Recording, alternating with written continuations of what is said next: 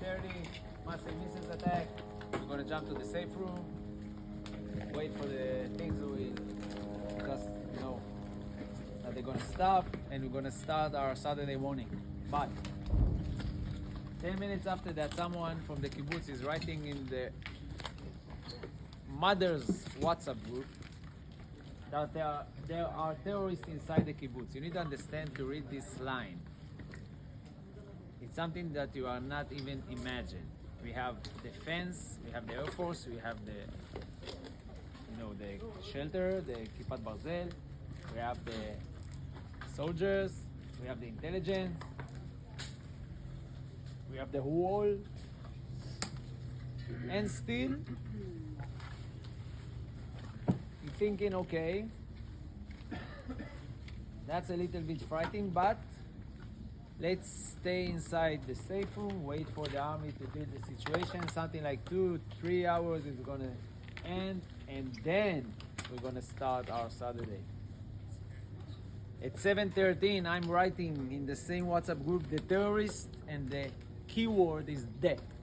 The terrorists are near my house because I'm hearing them just outside my door. Seconds after that, you watching the WhatsApp group and you see writing, and then the messages are coming. They are near my house, they are throwing grenades on my house, they are firing at my house. And because it's a kibbutz and you know everyone and you know also where everyone is living, so you understand that they are spread all over the kibbutz. Now you start to understand that you are dealing with something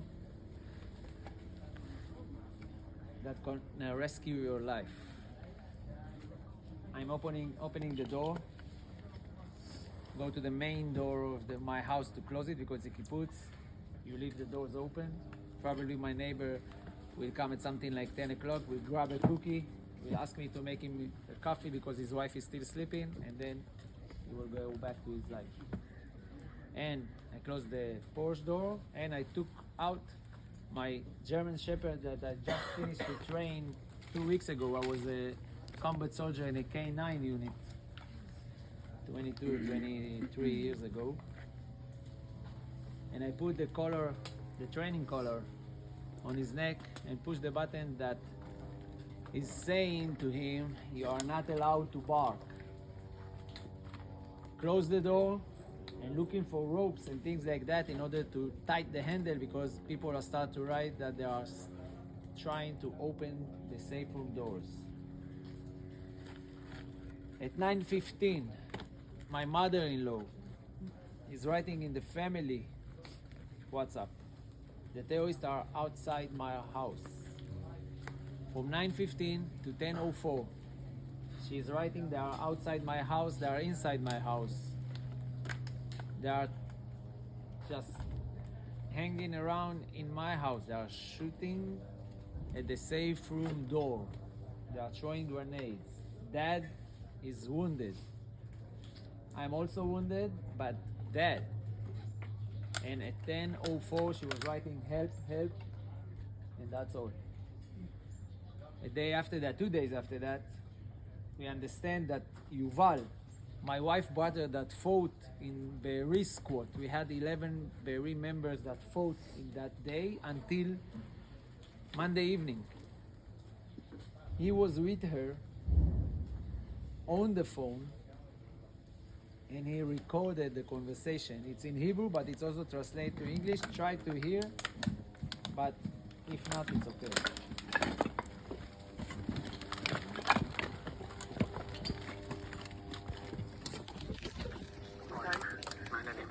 בתוך הבית, זה אבא נורא. אבא נורא? נורא לי. מה? אבא מאבד דם. אני מנסה לשלוח את הצבא, אמא. זורקים עלינו רימונים. אבא פצוע קשה. אני הבנתי. כל הבית מפוצץ. אני גם נפצעתי. איפה נפצעת? אני לא יודעת, אני לא בדקתי. אבל אבא, אמא? אמא. אני אוהב אותך. הכל יהיה בסדר. לא נראה לי, אבא. אנחנו נפרדים. תהיו חזקים. יקר שלי. תגידו לכולם שאהבנו אותם מאוד. אני אוהב אתכם. חזקים. שאימא כתבה, הצילו, הצילו, בוואטסאפ.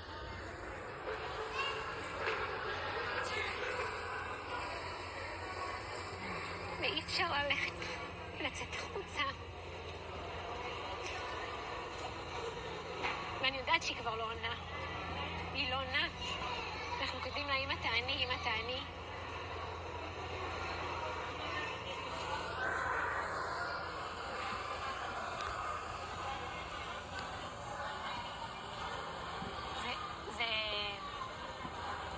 וזה קרה בבוקר. כאילו את זה סחבנו כל היום.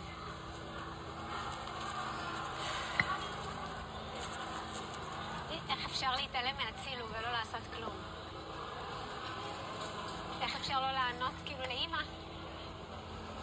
היא הייתה צריכה עזרה. ירו באבא. היא אמרה שהם מפוצצים את הממ"ד שלהם.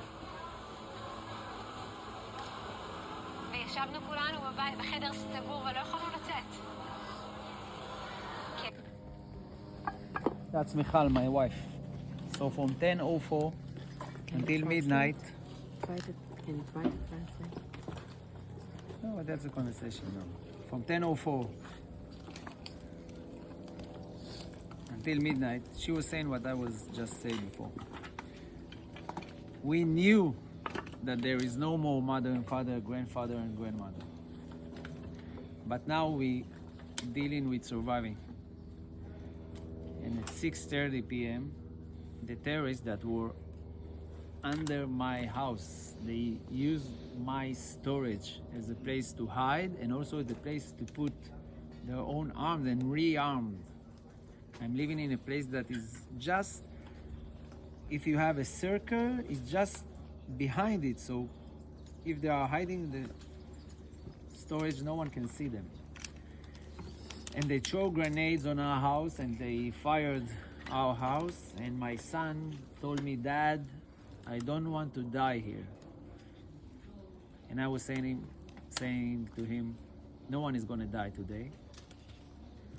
16 years they laughed at us that we are living in the second floor and don't have even small yard to play. This is our fortress now. And I have Ruben outside. This is the German Shepherd. And the handle is tight. And I have also your baseball bat. And if they're going to come, you know what you need to do. I'm going to hit his hand. You're going to grab the weapon and bring it to me. But until then, all of you need to write what you're going to take when we're going to go out. And they made a list. And we kept whispered in the safe room because for hours and hours we could hear them. And he kept whispering at the hotel at the Dead Sea for 3 days more. And in midnight the IDF came and they, just knocked on the door and told, this is IDF. And I told them, okay, also they are saying they are IDF. What is your unit number? And they didn't know. So I called Nadav Bachar. Nadav Bachar is the son of Yossi Bachar, General Yossi Bachar, who was fighting just nearby. And his son was also fighting in the kibbutz. And I told him, if I have army outside my door, they need to scream my last name. And they yelled, Pinyan, Pinyan. So I told them, okay, break the door. They broke the door and the dog attacked them. My wife will say, no, it's okay. Take your gun away. I just took the dog. I ran away to put something on myself because I was running to the shelter with boxers, and I grabbed my purse and my cell phone because you don't need nothing else in your life. My wife took the charger in order to tell everyone that we are safe, and our kids took whatever they put on the list. When we came to the hotel, my eldest, Aya, she had everything. The saravet, the makeup, the jewelry, the billabong, the Adidas, the Reebok, everything was like soldiers in the bathroom. We forgot my son bag, but we took it a week after that. And my daughter, the smallest one, she put whatever she put and brought to her mom.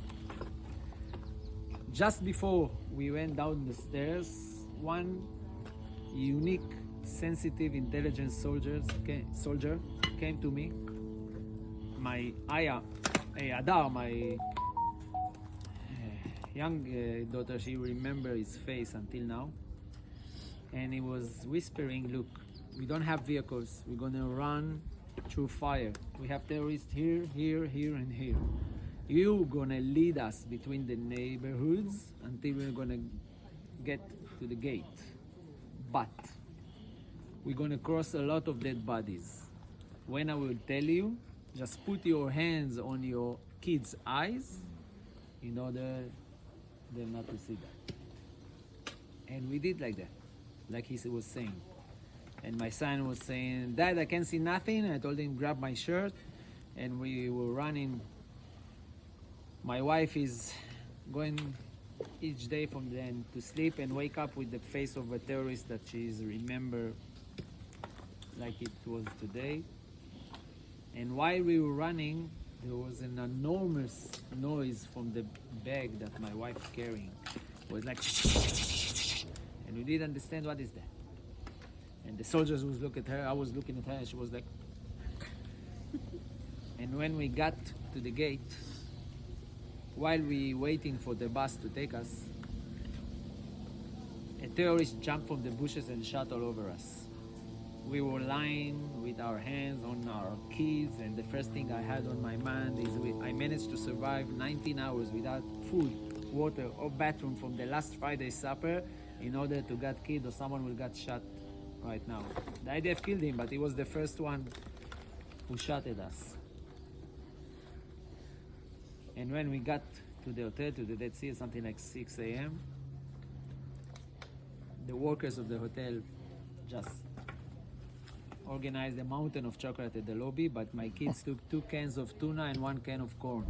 And when we asked them why, they say, you cannot guarantee that they will not come back or will not come here also.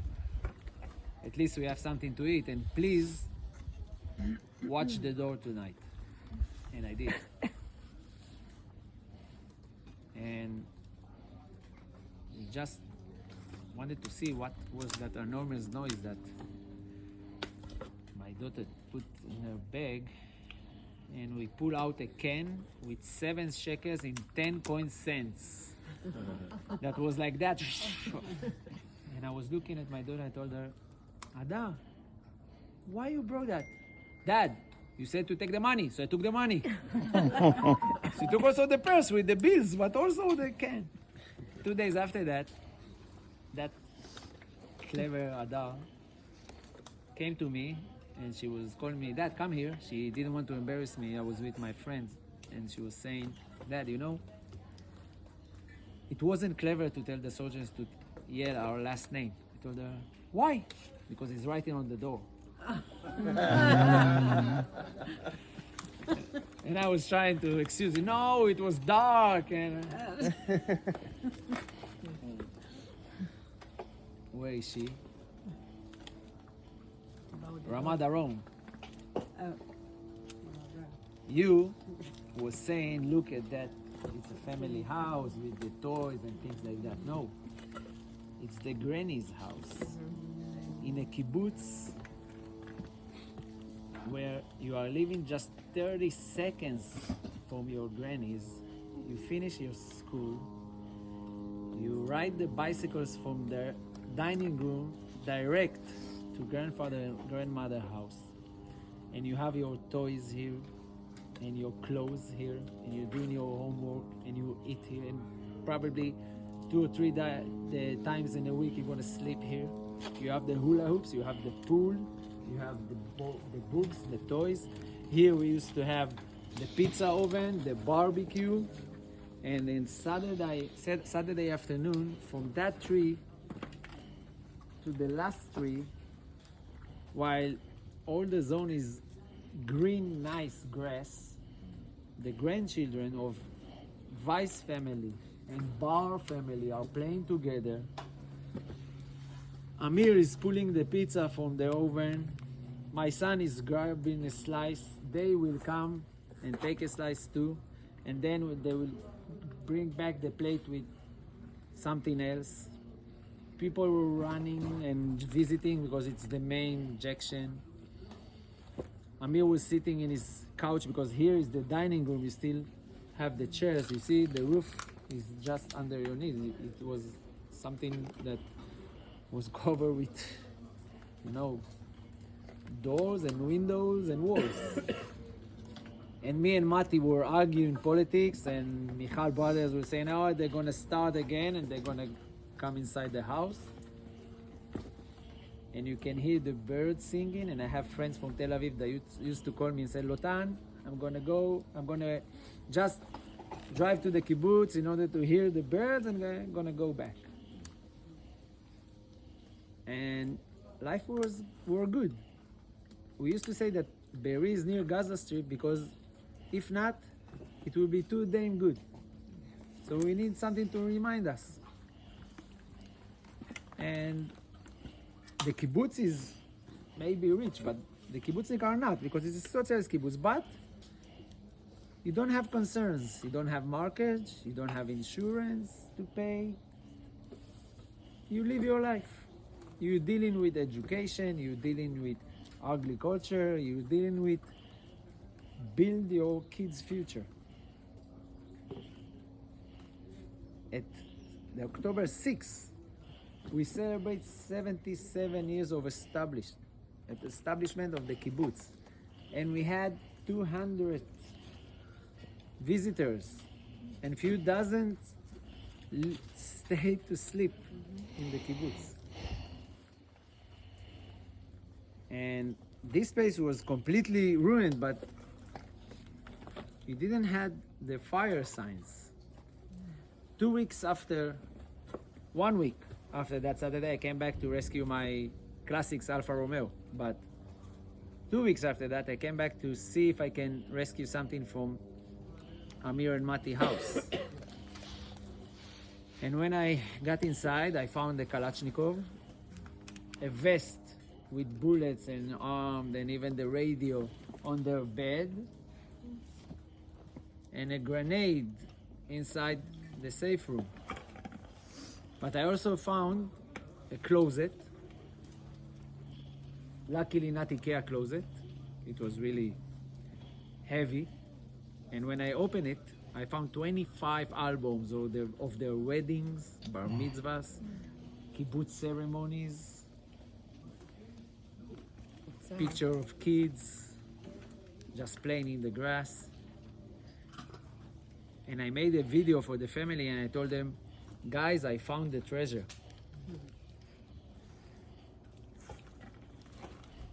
This is my wife. If it's keep bugging, so it's my wife. But my friend that was with me from my reserves unit was saying, Lotan, let's go out because the grenade is staring at us.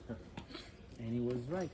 1 week after that, the grenade exploded with another bomb that was just, you see the hole on the floor? Mm-hmm. And then the house got fired. Wow. And I sent the video to my friend, and he was saying, oh my God, we could become a nice article. Just rescue from Kibbutz Be'eri in order to come back and die in his mother and father-in-law house. And because of that, as I told you, watch your step, because 2 weeks after that, we found another grenade inside the house.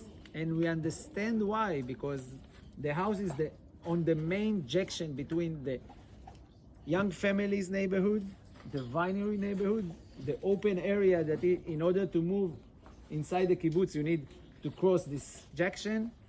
And the terrorists just kept the house until late evening. And we thought Mati and Amir would die inside this safe room, but no. You remember the sign?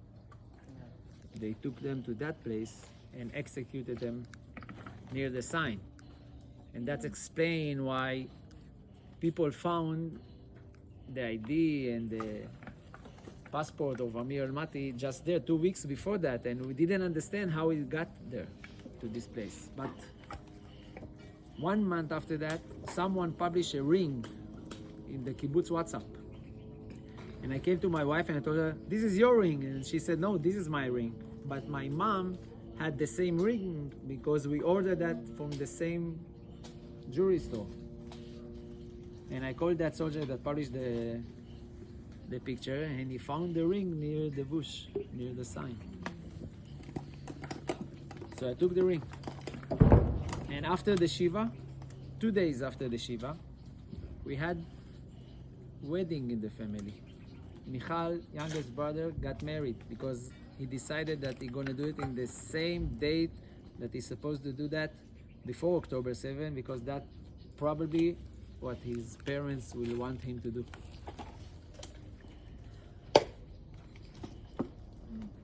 $189 houses are completely ruined. The kibbutz have something like 400 houses in general. It's gonna take years to rebuild it, and we are not counting from now because we are still in war. Like I told you before, the families are the main, let's say, problem, because let's think about my wife. For her, it's a graveyard. For my kids, Arbel, that is the sensitive one, and he's saying, Dad, if I'm gonna walk outside and watch Mati and Amir's house, my grandfather and grandmother house, I will not gonna play outside again. But my eldest, she's saying, I'm gonna stay with my friends. We're gonna go back to the kibbutz no matter what. I don't concern what you are saying. So you have a huge dilemma. And like I told you before, the whole neighborhood is the seniors' neighborhood, the grannies, the grandpa neighborhood. And just few from this neighborhood survived. One of them even wasn't in the kibbutz at that day. This is all the neighborhood are friends. Yuval, Marian, Tami, the other side that you saw with the RPG horse, it's Manny and Ayelet. We buried many, but it was what we call tekes hashkava, because there were no human remains. But they found a small part of platin, and Manny had platins in his leg, so it was enough for the family to decide to do the ceremony.